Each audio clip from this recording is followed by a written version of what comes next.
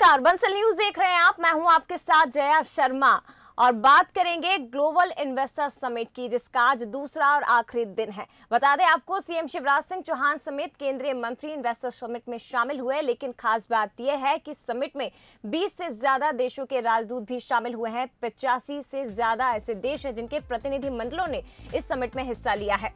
तो देश और दुनिया के तमाम उद्योगपति ग्लोबल इन्वेस्टर समिट में शामिल होने के लिए इंदौर पहुंचे। आज दूसरा और आखिरी दिन और तमाम जो उद्योग घराने के बड़े चेहरे हैं उन सभी ने मध्य प्रदेश में निवेश को लेकर दिलचस्पी दिखाई है। देखिए, पहले दिन कितना निवेश आया वो भी आपको इस वक्त स्क्रीन पर हम ग्राफिक्स के जरिए बताने की कोशिश कर रहे हैं कि कौन से बड़े चेहरे और कौन से बड़े उद्योग घराने हैं जिन्होंने मध्य प्रदेश में निवेश को लेकर संभावनाएं भी उन्हें नजर आ रही हैं और उन्होंने दिलचस्पी भी दिखाई है।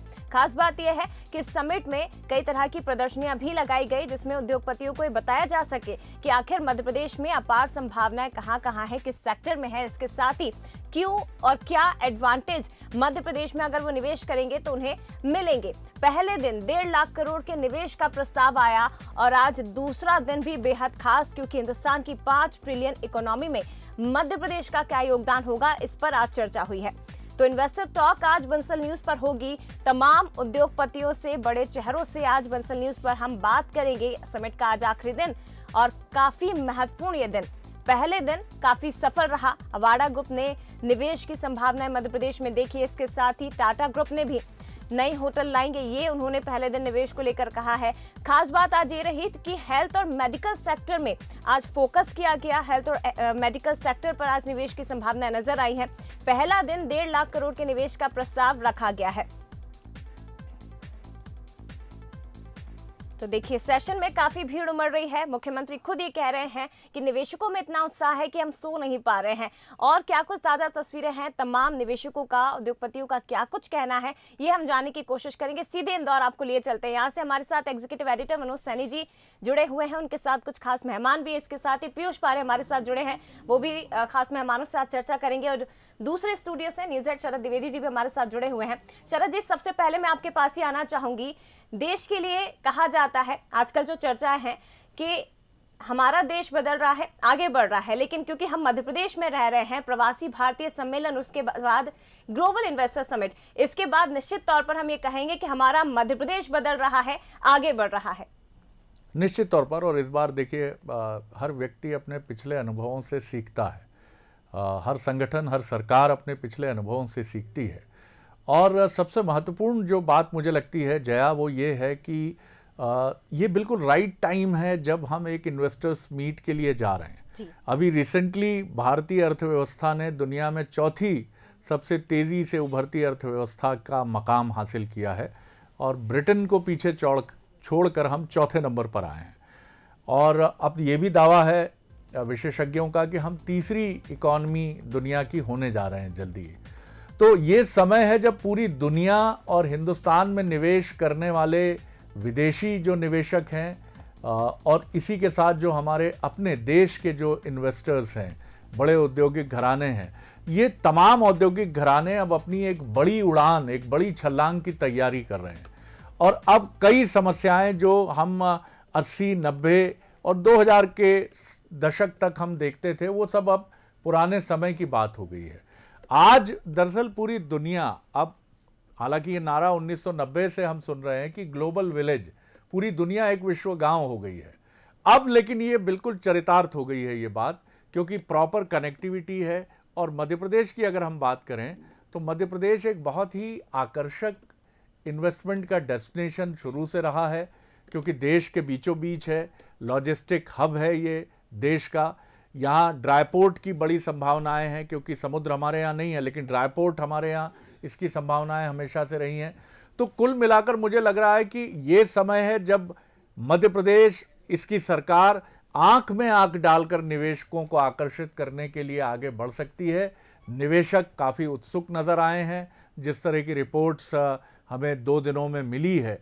और देश ही के नहीं बल्कि विदेशी इन्वेस्टर्स ने भी खासी रुचि दिखाई है। और 1.5 लाख करोड़ रुपए के जो प्रपोजल्स हैं, और इनमें से कई जो हैं वो तो काफ़ी महत्वपूर्ण हैं।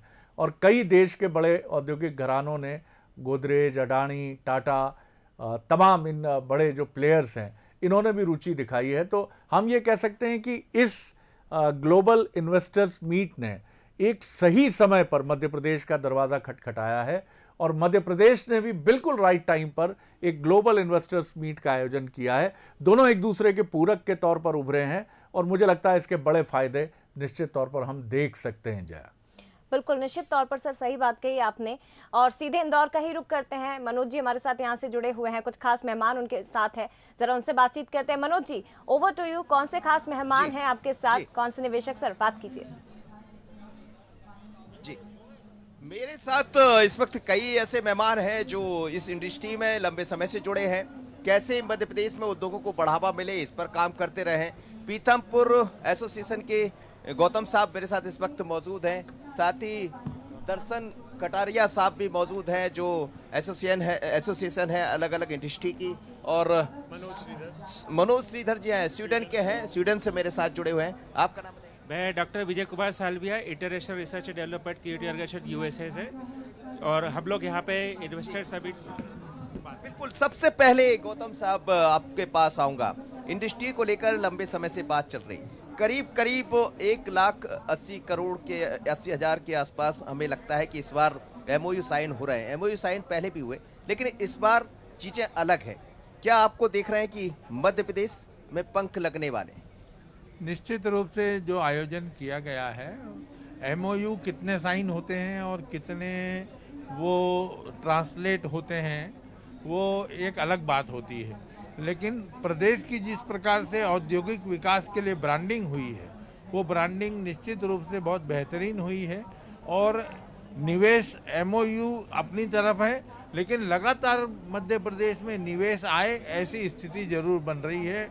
बड़ा ब्राइट फ्यूचर नज़र आ रहा है। जिस प्रकार से ये कहा गया कि ready to invest Madhya Pradesh, तो वो अपने आप में धरातल पर दिख रहा है। जी, कटारिया साहब। पीथमपुर में इंडस्ट्रीज के आने का क्रम लगातार जारी है, एमओयू हुए या एमओयू ना हुए। एमओयू जिन्होंने करे वो भी आए हैं और अच्छी मात्रा में आए हैं। ये बात सही है कि 100% नहीं आए, पर फिर भी करीबन 10 से 12% एमओयू के आधार पर आए हैं। और इसके अतिरिक्त करीब इससे आधे यानी करीब 5-6% के निवेश बगैर एमओयू का आया है। तो पीथमपुर में काफ़ी अच्छी संभावना है। पीथमपुर आगे अग्रसर है और साथ ही मध्य प्रदेश पूरा इस समय उद्योगरत होने के उसमें मार्ग पर प्रशस्त है और अग्रसर है। वाइब्रेंट मध्य प्रदेश कहा जा सकता है। श्रीधर जी, मनोज श्रीधर स्वीडन से है। आपसे आप कह रहे थे कि मुख्यमंत्री जी से मेरी मुलाकात हो जाएगी, अब तो मुलाकात भी हो गई है। तो क्या कुछ लेकर आ रहे हैं मध्य प्रदेश के लिए? देखिए, मेरे पास तो इतनी चीज़ें हैं कि मैं अगर इतना आपके पास समय भी नहीं होगा सुनने के लिए, लेकिन मेन चीज़ ये है कि क्योंकि मैं स्वीडन से हूँ, वहाँ इनोवेशन बहुत होती है, टेक्नोलॉजी बड़ी हाई होती है। वो कि दुनिया की जापान ले जाता है, मेड इन जापान लगा देता है, जर्मनी ले जाता है, वहाँ से टेक्नोलॉजी मेड इन जर्मनी लगा देता है। तो हम क्यों ना वहाँ की technology locker made in India लिखें? और उसका ये हो जाएगा कि हमारे युवा, समझ लीजिए आज कोई 6 करोड़ का टर्नओवर कर रहा है, अगर उसका एक साल में 60 करोड़ हो जाए, और जो 60 करोड़ जिसका टर्नओवर है वो 600 करोड़ हो जाए, तो कितनी खुशी की बात होगी। मैं ये चाहता हूँ, और इसीलिए मैं 40 साल से वहाँ मैं समझता हूँ झक मार रहा था। अब मैं आ गया हूँ क्योंकि जो टीम है, ये डबल इंजन की सरकार, मोदी जी और मामा जी जिनको आप प्यार से कहते हैं, शिवराज सिंह चौहान, और सतलेजा जी से भी मैं मिला हूँ, ओम प्रकाश सतलेजा, वो भी इंडस्ट्री के हैं। तो उन्होंने मेरी बात सुनी है और समझी है। तो मैं चाहता हूँ कि मैं युवा से मुझे ये लोग जोड़ दें जो ऑलरेडी इंडस्ट्री चला रहे हैं, उनको मैं ऐसी ऐसी टेक्नोलॉजी ला के दूँ, ऐसी ऐसी इनोवेशन ला के दूँ कि वो बहुत तरक्की करें, दुनिया में नाम हो, दुनिया में एक्सपोर्ट हो, और हमारा नाम, हमारा भारत जो है ना, अगर आज 5 गुना तरक्की कर रहा है, वो 100 गुना तरक्की करके फटाफट पहुंच जाए ऊपर। ये मेरी कामना है। एजुकेशन को लेकर आप कुछ नया कर रहे हैं। आप कह रहे हैं एक्सचेंज प्रोग्राम्स कुछ चलाएंगे, यहाँ से सेकेंड ईयर छात्र करेंगे, बाद में फिर फाइनल जाकर वो दूसरे स्टेट। बिल्कुल मनोज जी, आपके पास लौटेंगे वापस। पीयूष भी हमारे साथ इस वक्त बने हुए हैं। पीयूष से मैं जानना चाहूंगी, पीयूष आपके साथ कौन से खास मेहमान, और क्योंकि मनोज जी के साथ जो तमाम निवेशक जुड़े हैं वो तो खासे उत्साहित नजर आ रहे हैं प्रदेश में निवेश को लेकर, लेकिन आपके साथ कौन खास मेहमान है, जरा उनसे भी बातचीत करिए। देखिए, जिस तरीके से ग्लोबल इन्वेस्टमेंट समिट का ये जो प्लेटफॉर्म रहा है उसमें यंग एंटरप्रेन्योर्स ने भी खासा प्रभावित किया है। और एक बात देखने को मिली है कि जो युवा ऐसे उद्योग जगत के चेहरे हैं उन्होंने कहीं ना कहीं यहाँ पर दिलचस्पी दिखाई है मध्य प्रदेश में निवेश को लेकर। हमारे साथ सिद्धार्थ राजहंस हैं, करणवीर सिंह जी हैं, हरमीत जी हैं और सुखप्रीत जी हैं। और पहले हम लोग बातचीत करेंगे करणवीर जी से। करणवीर जी, किस तरीके से देख रहे हैं? और हम देख रहे हैं कि एक युवाओं ने भी खासतौर पर मध्य प्रदेश में रुचि दिखाई है। स्टार्टअप की हम लोग बात करें या तमाम अलग अलग सेक्टर्स में, किस तरीके से युवा प्रभावित हुए हैं? जी Piyush ji, thanks for having me here. Basically हम भी युवा एज अ स्टूडेंट ही शुरू हुए थे इंदौर में। जब 2008 में पहली बार आए थे पढ़ने, 2012 तक पढ़ाई करी, तो एज अ स्टूडेंट ही इंदौर को देखते रहे। इस बार पहली बार ऐसा महसूस हो रहा है जब एयरपोर्ट से लैंड करके यहाँ आए तो बिल्कुल ऐसी भावनाएं हैं कि हम as an when we are able to invest, तो why don't we become an investor to our own city where we have started, where we have our roots. तो मेरे को करीबन 1.5 साल के बाद मैं इंदौर आया हूँ, तो बहुत बदली हुई उसकी इमेज है और बदला हुआ उभार है। तो आई बिलीव युवाओं का ये हब है, not just for youth, I would say employment को लेकर, स्टार्टअप्स को लेकर, बिजनेसेस को लेकर, थिंक टैंक्स को लेकर, हर चीज़ में इंदौर बहुत आगे जा रहा है। तो डेफिनेटली ये जो इन्वेस्ट समिट है, this will actually make a different impact to the आने वाले लोगों के लिए। बहुत अच्छा। सिद्धार्थ जी, किस तरीके से देख रहे हैं नया बेंचमार्क सेट कर रही है ग्लोबल इन्वेस्टर समिट? आपको बिल्कुल, ग्लोबल इन्वेस्टर समिट के साथ साथ जो प्रवासी भारतीय भी हुआ, मुझे लगता है समागम जो था इनका बहुत ही बढ़िया था, क्योंकि इससे एक तो ग्लोबली इंदौर की जो इमेज है, एमपी की जो इमेज है, उसकी ब्रांडिंग हो पाई, प्लस बहुत सारे इन्वेस्टर्स आए, ना केवल हमारे देश भर से, जो कि हमेशा जनरली होता था, बट इस बार फॉरेन इन्वेस्टर्स भी बहुत आए हैं। जैसे ही एक एग्जाम्पल मैं पनामा का देना चाहता हूँ, पनामा की एम्बेसडर, उनकी फॉरेन मिनिस्टर भी आई थी। ये आई थिंक पहली बार ऐसा हुआ है कि पनामा देश को एमपी जैसे लेवल पे रिकॉग्नाइज किया गया है, और उसके कारण उन्होंने अपना इन्वेस्टर एक सेंटर भी लगाया था एग्जीबिशन एरिया में। तो इस तरह के बहुत चीज़ें हुई हैं, बहुत ऐसे देश हैं जो अपना इंटरेस्ट जताया है। तो वाकई में इस बार global investor summit global nature का रहा है। अब तक हम जैसा देखते हैं देश भर के लोग आते हैं, उद्योगपति आते हैं, बट इस बार पहली बार ऐसा हुआ है कि ग्लोबल स्तर पे कई देशों के राजनेता, डिप्लोमेट सब आए हैं। तो उसके कारण ग्लोबल इन्वेस्टर समिट को 2x बूस्ट मिल गया एक तरह से। सर, किस तरीके से देख रहे हैं? आप कह रहे हैं कि हेल्थ और टूरिज्म को लेकर भी कहीं ना कहीं मध्य प्रदेश में हमने देखा है कि जो सेशंस हुए उस पर बहुत दिलचस्पी दिखाई है। सर, किस तरीके से सर आप देख रहे हैं इस पूरे ग्लोबल इन्वेस्टर समिट? सबसे पहले तो जी, मैं माई सेल्फ फ्रॉम पंजाब, तो मैं पंजाब से अभी रिसेंटली मूव किया हूँ इंदौर में। Over the past more than 10 years मैंने एक फिनोमिनल ग्रोथ देखी है इंदौर की, beat cleanliness, beat any sector. एक जो गवर्नमेंट का जो प्लान है, पोर्टफोलियो जो गवर्नमेंट ने अभी दिया है, इतना मैसिव है इन एवरी फील्ड। आप एजुकेशन सेक्टर देख लें, आप मेडिकल फील्ड देख लें, मेडिकल हब में गवर्नमेंट इतना अच्छा इकोसिस्टम लेके आई है, जिसके अंदर इतने बड़े बड़े hospitals, chain of hospitals already आ चुके हैं इंदौर पे। तो मेरे ख्याल से एक मेडिकल टूरिज्म का बहुत बड़ा centre of being centrally located, एक सेंटर ऑफ हब इंदौर बन सकता है। मैम, क्या देख रही हैं आप? किस तरीके से देख रही हैं? और खासतौर पर महिलाओं को लेकर हम लोग देख रहे हैं, तमाम जो ऐसी महिला उद्यमी हैं उन्होंने भी काफ़ी दिलचस्पी दिखाई है। मुझे लगता है कि एक बहुत बड़ा समागम बना है, एक बहुत बड़ी अपॉर्चुनिटी, जिसमें हमारे मेयर से लेके सीएम से लेके पीएम तक सबका बहुत बहुत धन्यवाद। Thank you so much for making Indore seen in the world map, because it's a beautiful summit, everybody is looking at it in such a positive way. सबसे बड़ी बात, जो इंदौर के भी उद्योगपति हैं वो भी इसमें एक अपॉर्चुनिटी ढूंढ रहे हैं कि कहीं से भी और एक्सपैंड किया जाए। गवर्नमेंट इतना अच्छा इकोसिस्टम लेके आई है स्टार्टअप्स के लिए, महिला उद्यमियों के लिए, और उससे भी ज़्यादा सबके पास ना एक नई दिशा है। आज सब बहुत गतिमान फील कर रहे हैं, I believe. Thank you so much the whole administration, bureaucracy, everyone. Thank you. देखिए, साफ तौर पर future ready MP Madhya Pradesh, खासतौर पर जो स्लोगन इसका दिया गया है ग्लोबल इन्वेस्टर समिट का, वो कहीं ना कहीं आज पूरी तरीके से चरितार्थ भी हुआ है। और हम लोग देख रहे हैं तो इन्वेस्टर्स खासे एक्साइटेड हैं। और आपने देखा हर सेक्टर, टूरिज्म से लेकर हेल्थ है, एजुकेशन है, इंफ्रास्ट्रक्चर है, तो इन तमाम सेक्टर्स में कहीं ना कहीं बूम देखने को मिल रहा है मध्य प्रदेश में खास तौर पर। जी मनोज की तरफ मैं चलना चाहूँगा, जया आपकी इजाज़त से। मनोज, आपके साथ गौतम जी हैं वहाँ। देश में सबसे ज़्यादा 2021-22 में उनसे पूछिएगा कि निवेश आकर्षित करने वाला राज्य एक बीजेपी रूल्ड स्टेट ही है, जिसने बीजेपी रूल्ड स्टेट गुजरात को पीछे छोड़ा, महाराष्ट्र को पीछे छोड़ा है। वो स्टेट है कर्नाटक। कर्नाटक ने देश के कुल विदेशी प्रत्यक्ष निवेश का करीब 45% जो है उसको आकर्षित किया, और टोयोटा सहित जापानीज और दुनिया की बड़ी कंपनीज वहाँ इन्वेस्ट कर रही हैं। तो जरा गौतम जी से समझाइएगा कि कर्नाटक से हम, और क्योंकि बीजेपी रूल्ड स्टेट है, वहाँ उस मॉडल को हम और बेहतर तरीके से समझकर मध्य प्रदेश में ला सकते हैं, क्योंकि मध्य प्रदेश में chief minister Shivraj ji, chief secretary बैस साहब और पूरी टीम ने बड़ी मेहनत की है। थोड़ा कर्नाटक से हम और क्या ऐड ऑन कर सकते हैं, क्योंकि सबसे बड़ा राज्य है वो इस समय। अगर 2 क्वार्टर्स हम देखें, फिस्कल हमारा जो ईयर है 2021-22, तो 45% विदेशी प्रत्यक्ष निवेश उसने आकर्षित किया कर्नाटक ने। जी मनोज जी। जी बिल्कुल बिल्कुल शरद जी। कोठारी साहब से पूछ लेता हूं, गौतम कोठारी जी मेरे साथ जुड़े। बीते कुछ वर्षों में देखें 2021-22 में 45% से ज्यादा जो निवेश है वो कर्नाटक ने अपनी तरफ लिया है। गुजरात भी बेहतर काम किया है, मध्य प्रदेश भी किया है, लेकिन हम कर्नाटक की तरह 2023 में क्या ये माना जाए कि जो निवेश उधर जा रहा था वो इधर अब टाई अप होगा, इधर आते हुआ दिखाई देगा? और क्या वजह ऐसी नजर आती कि कर्नाटक इसमें आगे दिखाई दिया? पहले कर्नाटका में आईटी इंडस्ट्रीज के लिए बहुत ज़्यादा आकर्षण था, लेकिन हम अभी देख रहे हैं पिछले कुछ वर्षों में जो इंदौर है वो आईटी का हब बनते जा रहा है। और जो बड़ी बड़ी कंपनियां जो कर्नाटका में थी, इंफोसिस है, टीसीएस है, वो आज इंदौर में भी आ गई हैं और उनका एम्प्लॉयमेंट इंदौर में कहीं 10,000 से लेकर के 30,000 की संख्या तक पहुंचा है आईटी सेक्टर में। तो ये जो स्थिति बनी है, निश्चित रूप से मध्य प्रदेश में आकर्षण बढ़ा है। जहाँ तक कि कर्नाटका की इंडस्ट्रीज की बात है, तो एक वो छोटा स्टेट है, उनके पास में ज़मीनों की एक सीमित व्यवस्था है। मध्य प्रदेश के पास में असीम भूमि है, असीम पानी है, सरप्लस बिजली है।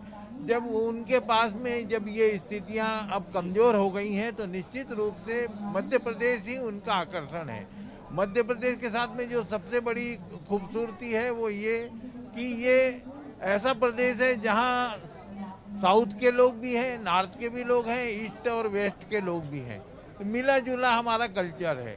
तो यहाँ किसी भी निवेशक को आने में किसी प्रकार की कोई हिचक नहीं होती। अभी तक होता ये था कि हम हमारी प्रॉपर ब्रांडिंग नहीं कर पा रहे थे, लेकिन अब हम ब्रांडिंग की स्थिति में आए।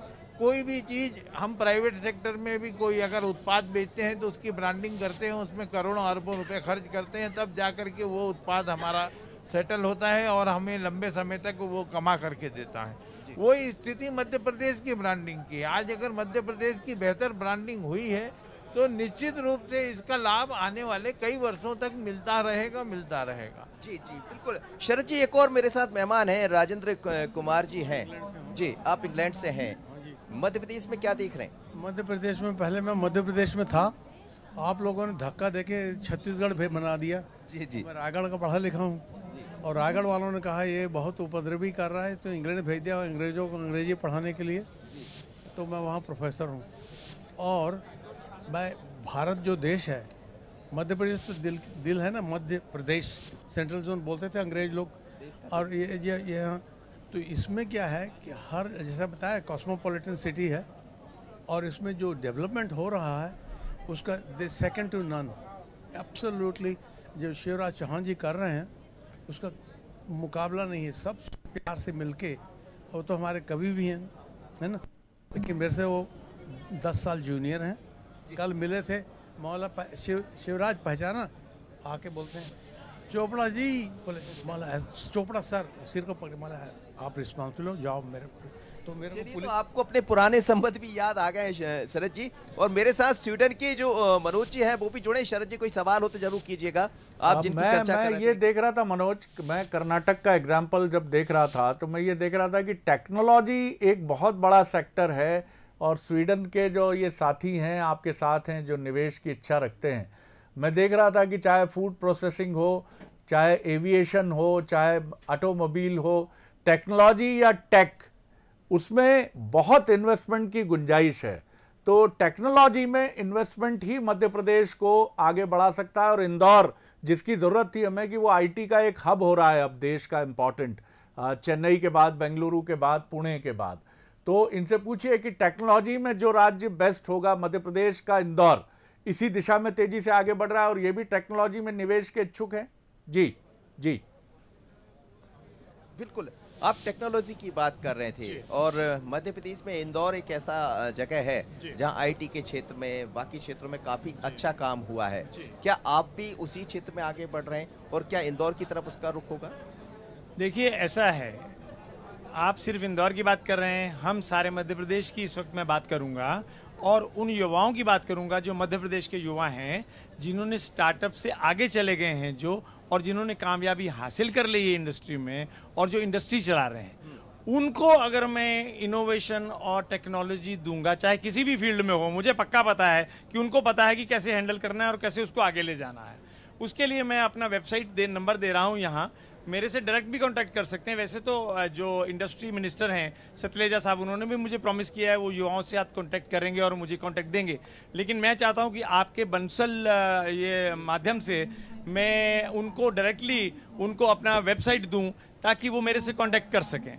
मेरा जो व्हाट्सएप नंबर है वो है 8459340124। इस पर अगर वो अपनी इच्छा, चाहे वो जिसमें फील्ड में काम कर रहे हैं या नहीं कर रहे हैं, जिसमें उनकी इच्छा है जाने की, उसमें मैं इनोवेशन लाके दूं तो मुझे पता है कि वो बहुत ही कामयाब होंगे। लेकिन अपने यहाँ जो स्वीडन की आप बात करते हैं, वो इनोवेशन, आपने कहा कि यदि हम जर्मनी जाते हैं, वो स्वीडन से लाते हैं, जर्मनी का सील लगा देते हैं, मध्य प्रदेश में आएंगे, स्वीडन से आप लेकर आएंगे, वो यहाँ मेड इन इंडिया लगेगी उस पर मोहर, और हम उनका तालमेल करवा देंगे, वहां से लेके आ जाएंगे सस्ते में, और यहाँ उनका काम जो है इतना चमकेगा कि सारी दुनिया में नाम हो जाएगा। जैसे बॉल बेरिंग का नाम है, माचिस स्वीडन से आई थी, बॉल बेरिंग वहां से आई, डायनामाइट वहां से, और बहुत लंबी लिस्ट है, उसको छोड़िए। हम ऐसी चीज लाके आएंगे जो दुनिया में है ही नहीं, तो युवा जब उसको तैयार करेगा, उसके लिए मध्य प्रदेश अब तैयार है।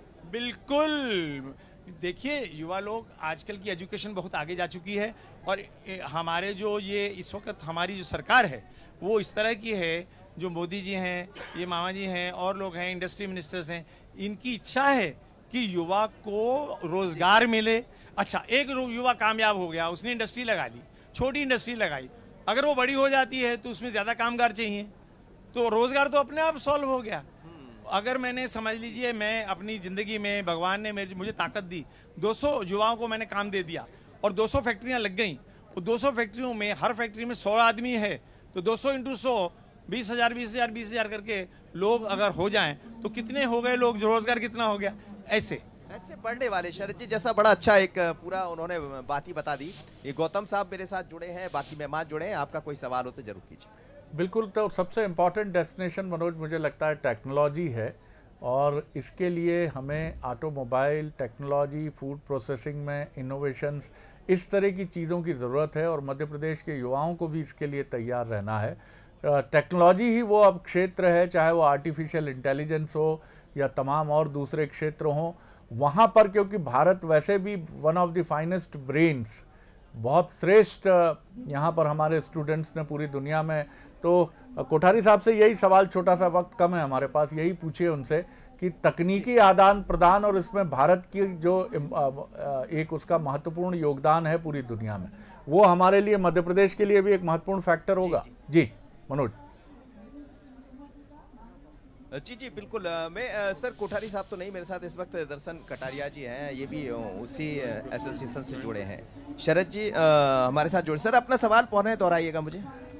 टेक्नोलॉजी में जो निवेश है उसके लिए इंदौर के साथ साथ मध्य प्रदेश कितना तैयार लगता है, क्योंकि कर्नाटक में जो निवेश है 45% पूरे देश की तुलना में, 2 लाख करोड़ रुपए का विदेशी प्रत्यक्ष निवेश है, कर्नाटक ने 45% लिया, 1 लाख करोड़ से ज्यादा तकनीक के, टेक्नोलॉजी के, टेक के बूते पर। यही मध्य प्रदेश की ताकत बन सकता है। जी, तकनीक के क्षेत्र में जैसा कर्नाटक आगे है, जिसका मैं जिक्र कर रहा था पहले गौतम साहब से, क्या आपको लग रहा है कि उसी तरफ मध्य प्रदेश भी बढ़ सकता है? क्या संभावनाएं दिखाई दे रही?